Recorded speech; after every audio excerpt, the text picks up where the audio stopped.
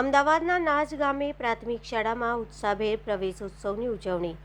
અમદાવાદ જિલ્લાના દસક્રોઈ તાલુકાના નાજ ગામે આવેલી પ્રાથમિક શાળા ખાતે આજે પ્રવેશોત્સવ કાર્યક્રમનું આયોજન કરવામાં આવ્યું હતું। આ કાર્યક્રમમાં શાળામાં નવા પ્રવેશ મેળવતા બાળકોનું ભાવભીનું સ્વાગત કરવામાં આવ્યું હતું। કાર્યક્રમને સફળ બનાવવામાં શાળાના આચાર્ય રાજુભાઈનું માર્ગદર્શન વિશેષ રહ્યું હતું। આ પ્રસંગે શાળાના તમામ શિક્ષકો અને સમસ્ત ગ્રામજનો મોટી સંખ્યામાં ઉપસ્થિત રહ્યા હતા।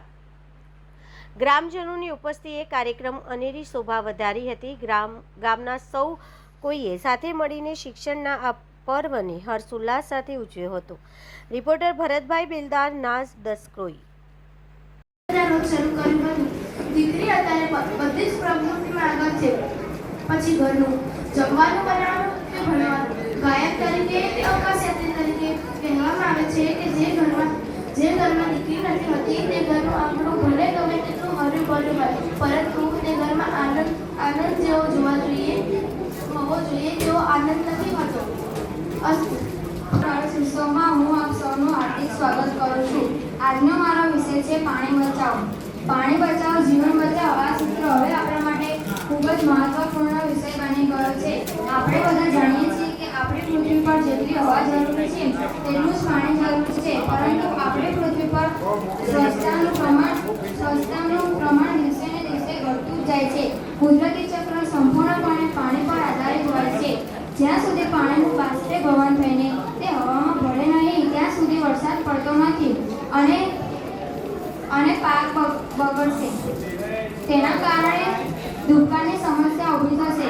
દરેક મનુષ્ય, પ્રાણી કે પછી વનસ્પતિ તે બધાને જ પાણીની જરૂરત પડે છે અને આપણે બધા પાણીનો ઉપયોગ ફક્ત પીવા માટે જ નથી કરતા, પરંતુ કપડાં ધોવા, વાસણ ઘસવા, રસોઈ બનાવવા, વૃક્ષો વાવવા અને ખેતી કરવા માટે પણ કરીએ છીએ। કામો, પાવર પ્લાન્ટ જેવા ઔદ્યોગિક કાર્યક્રમોમાં પણ પાણીનો ઉપયોગ થાય છે। આજકાલના ઘણા લોકો બિનજરૂરી પાણીનો ઉપયોગ કરતા હોય છે, આપણે તેને ટાળવું જોઈએ। પાણીના મહત્વને ધ્યાનમાં રાખીને 22 માર્ચના દિવસે વિશ્વ જળ દિવસ તરીકે ઉજવવામાં આવે છે।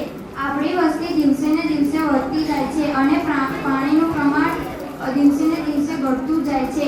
આપણે બધાએ પાણી બચાવવું જોઈએ। જો આપણે પાણી બચાવીશું તો પાણી આપણને બચાવશે। સ્વચ્છતા ત્યાં પ્રભુતા આ સૂત્ર ગાંધીજીએ આપ્યું છે। તેઓ સ્વચ્છતાને ખૂબ જ મહત્વ આપતા હતા।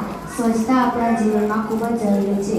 સ્વચ્છતા હશે તો તંદુરસ્તી હશે। સ્વચ્છતા આપણા જીવનને નિરોગી બનાવવામાં ખૂબ જ મહત્વનો ભાગ ભજવે છે। આરોગ્યની મળવણી માટે આપણી આજુબાજુ સ્વચ્છતા જાળવવી ખૂબ જ જરૂરી છે। માત્ર ઘર અને આંગણું નહીં, પરંતુ દરેક સ્થળ પર સ્વચ્છતા જાળવવી જોઈએ। સ્વચ્છતા હોય તો આપણું ઘર, ફળિયું, ગામ, શહેર, સોસાયટી